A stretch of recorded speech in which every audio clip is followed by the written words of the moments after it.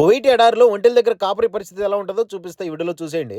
Buggy చేతికిచ్చారు కదా అని చెప్పి తిరుగుతా ఉంటే ఎడారిలో మాకు దూరంగా ఒంటెలు కనిపించాయి. మీ ఉన్న ఎడారి వచ్చేసి పాత కువైట్ ఇరాక్ బార్డర్ కి దగ్గరగా ఉన్నదన్నమాట. ఈ ఏరియా పేరు వచ్చేసి సుబియా అన్నమాట. దాదాపు ఇక్కడ 20 ఒంటెల దాకా ఉన్నాయి. ఒకే అతను కాపరిగా ఉన్నాడు. ఇక్కడ ఈ మధ్య రీసెంట్ గా పుట్టిన చిన్న పిల్లలు కూడా ఉన్నాయన్నమాట.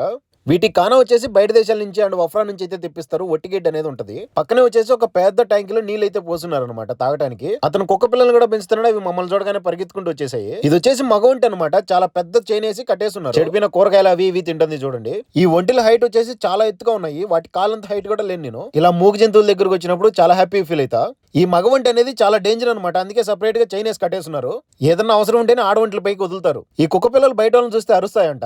వాటికి మేము గొర్రెలు ఒంటలు కాసే వాళ్ళ మాదిరి కనిపించాం. అందుకే వచ్చాయి. ఇతను వచ్చేసి మసిరి అతను కొత్తగా వచ్చాడంట. 2 సంవత్సరాలు అయింది. ఈ 20 ఒంటలకి ఒకటే కాపలాగా ఉంటాడు. సాలరీ ఏ మాత్రం ఉంటది, ఇక్కడ పరిస్థితి ఎలా ఉంటుందో ఒక ఫుల్ వీడియో చేసే ప్రొఫైల్ కింద ఉంది చూడండి. ప్లీజ్ ఈ వీడియోలో కామెంట్ చేసి లైక్ అండ్ సబ్స్క్రైబ్ ఉంటా. బాయ్.